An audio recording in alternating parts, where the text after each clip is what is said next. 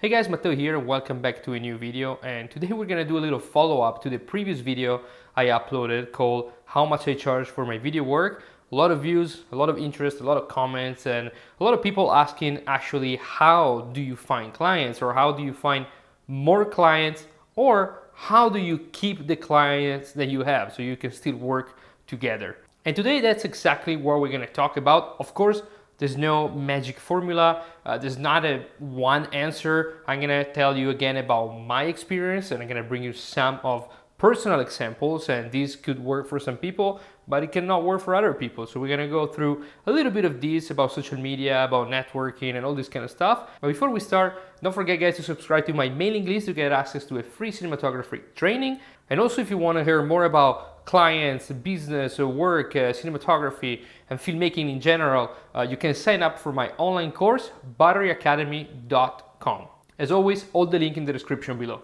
But let's just jump into the video. Let's talk a little bit about how to get more clients for your business. Every one of us has a different network, a different experience, a different past, a different approach to filmmaking and to this business. So this is not gonna be a one answer solution. There's no solution to this. I'm still trying to understand what's the best way to get more clients and what can I do to keep them and to improve and to charge more and all this kind of stuff. And actually one of the first lessons of my online course is actually about business side of things, because too often we get lost into the cinematography and arts kind of things, but not a lot of people talk about actual business and how to get work and how to get money and how to survive doing this job. So it's something that I talk and I care quite a lot into the course, and people were pretty interested to understand what my background was. So if you want to learn everything about it, or like more about all my story, you can go check out the first lesson of the course. Plenty of information. But today we're gonna do a little sum up about what I said in that lesson. So in my situation, before becoming a filmmaker, I was actually a DJ. So I was DJing in different clubs all over my region. So I was able to develop a network. I was not just only DJing, but I started doing PR. So I was very motivated. I knew hundreds, if not thousands of people in my own town. So what do I want to say with this is that it doesn't matter what you were doing before, you do have an existing network of people. So what I think is a big mistake for filmmakers in terms of networking and connection is being too focused on the fact that you need to connect with film people. You actually don't, because as we mentioned in the other video, when you start as a one-man band. So you don't need other filmmakers to work with at the beginning. You just need clients. So in my case, for example, because I had this huge network of people and DJ in clubs, when I started making video, I started to make after movies, I think they were called. So I had my 5D Mark II and I was going around these clubs and I was getting 50 euros, 100 euros. That was pretty much the budget. So basically that was my existing network, and that was natural for me to move into the same environment. Simply from music, I was doing video. One of the biggest clients I actually had in Italy, it came from the dance floor. So I was filming a video and I met this guy on the dance floor. We start talking, we get a drink together, and then what do? I work for this company. Oh, I make video. And he's like, okay, but do you also do corporate video? Because I know my boss is looking for a video for his company. Long story short, that was a 5,000 euros budget video. So a very big budget for, you know, the beginning, and this was like many years ago. So it was like a lot of money, but we ended up doing a great project. The client was extremely happy. And that was how it started, because that was my existing network. You have to think that everybody that goes in a club, they spend money there, they work somewhere. They're business owner, they're employees, they are work maybe in a marketing agency. People love to hang out in the weekend, and maybe, you know, you're not gonna straight talking about work, but maybe you get together, you know people, and that's where you start to develop a network. And that's how it started for me. Now, this is of course at the very beginning, and you might ask, and then what happened and how do you find client when traveling around? That's a completely other story, but I want to touch on a point that I think is extremely important. A lot of people that I know, they have an existing network of clients, you know. Even in Italy, some people came to me when I was in the US and they were like, hey Matteo, I would love to move to LA. I want to improve, and I was like, okay, what do you do in Italy? He's like, oh, I shoot commercial for Mercedes, BMW. And I'm like, you have to stay there. Like, there's absolutely no reason for you to move unless you have an agent that tells you to go to LA because it's going to find you work. And that's the thing that a lot of people do not understand. Maybe, yeah, they're trying to think that they want to improve and they want to get better and everything, but the existing network that you have is the most important thing. Honestly, for me, it was not easy. So I worked 3 years as a full-time employee in the United States, worked for a company, then for another one, and then I finally opened Broderick Films. But it was extremely hard for me coming out after 3 years working full-time. It was almost impossible to find a network. So every time I move also from one city to another, and in the past 9 years, I moved pretty much every year, it was extremely hard, because even from LA, I stayed 1 year in LA, wasn't really happy, moved to Tampa. In Tampa, I started to develop a network, and now I moved to Portugal. And of course, every time you start from zero. So when you think about, okay, where can I go? Think about the network first, because every time you move, you're gonna start from zero. But what else can work in this era of social media? Do emails work? Do reaching out to people on Instagram work? This is gonna be another personal answer. That never, ever worked for me. I spent so much time either in Europe or in America mainly to send out emails to literally every production company of the area, even the small one, and I never had one single reply. And you might ask, weird, why? And the answer is super, super easy. People, business, agency, director that need a cinematographer or that work with cinematographers, they already have one. Nobody is willing to work with you, very likely, because they already have someone else. And this someone else is not just a co-worker. Most of the time, they're best friends or they're very good friend, because how it works is that if you have a crew that you work very well together with, you're gonna keep going with them. And actually I have a really good example about this.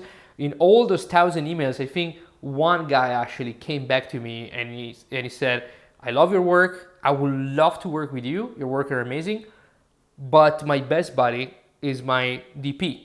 So if I come to you, he's gonna get offended, we're not gonna be friends anymore. And that's also why I say that it's very important to find a team at the very beginning, like a director or a gaffer, whatever, and grew up with them. Because if that director is gonna move to shooting BMW, he's gonna bring you on board to these projects. Instagram, same thing. Sometimes I reach out to some people that I know, I try it, so this kind of cool work. I'm like, oh man, that's awesome. You like to go get a coffee, because that's what you do. It's not like, hey, you want to work with me? Like, yeah, let's get a coffee. Yeah, maybe you get to a coffee and then you hang out together and yeah, maybe you become friends. But if these guys are really already working as a production company, as a director, chances are they already have their DP and they're not interested in working with you. And even if they are, they don't want to ruin our relationship.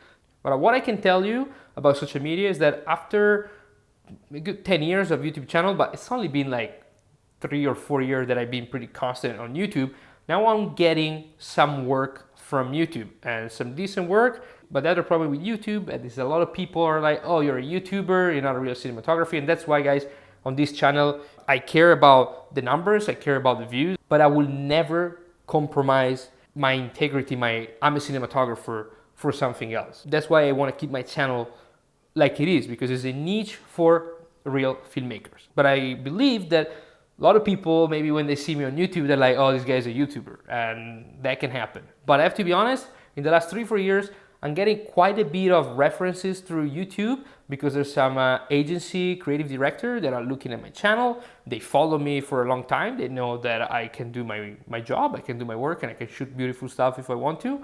And this brings us to the final question, which is okay, but how do I get more clients? How do you get more clients? How do you keep your clients? And the answer, guys, is very simple. Be nice and treat your clients with respect.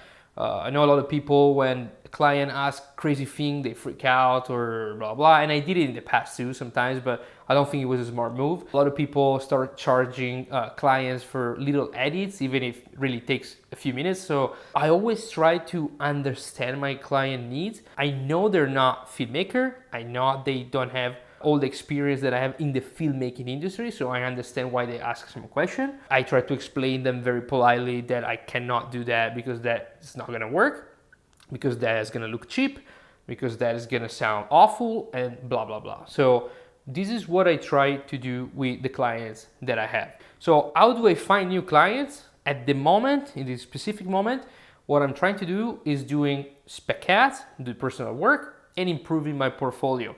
And then having YouTube, having my social media try to capture attention of people that then they come to me and ask me a quote for a job. And of course, this doesn't apply to anyone because I have 55,000 subscribers on YouTube, which I know is not that much, but it's pretty good. And my video has a little bit of reach that can help me bring people, interesting people inside the circle, and then they go on my website and I see my work and I know that I can actually shoot stuff and I just don't do a review where I read the specs and that's it. So I know that I have a portfolio that can back up my YouTube channel, and I think that's my strength. That's why even with camera tests and when I put a camera side by side, I always try to get actors, to get models, to get even my wife to stay in front of the camera and go outside, because those are the real life scenarios, situation. Another thing that I do to try to get more clients is going out there and try to spend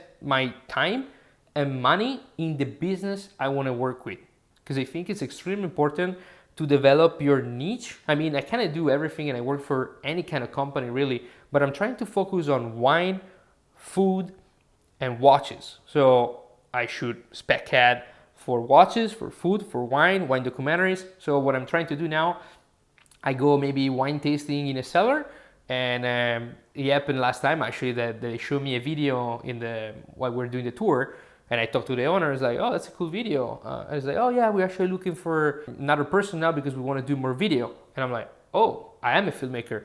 Give me your email. I'm gonna send you some of my work that I did with wine. But keep this in mind, guys. I already have work shot in the wine industry. This is extremely important because if I send him a video about a software company, it's gonna be like, cool, but he can't really see himself in there. You know what I mean? So that's why I'm always like, in order to get to these clients, you always have to have your portfolio cover with this kind of business. Same thing for watches. Now I'm gonna reach out to the so-called micro brand with this spec ad, and I'm gonna say, hey, look, this is what I did with my own money for a passion project. Do you like? And they're like, maybe yes, maybe no, but maybe we can try to talk. And this is, for me, I have to be honest, is the best thing, the best way to find new clients, because I have to be also passionate about clients, not at the point where I'm gonna take everything that comes. I wanna be very selective, and I wanna do projects that I'm proud of, that I wanna put in my portfolio. So that's why I approach this looking for client thing like this. Now, the goal is always to have something beautiful up in my portfolio. So if a director or producer see me on YouTube, whatever, and he goes to my portfolio, they see what I've done, and they can maybe also hire me as a freelance cinematographer. Okay guys, I think this wrap up the video pretty well. I was, I guess, pretty clear. Again, if you want to learn more about the business side of things, please don't forget to check out butteracademy.com. As always, thank you so much for watching. Thanks so much for the amazing comments, and I'll see you in the next one.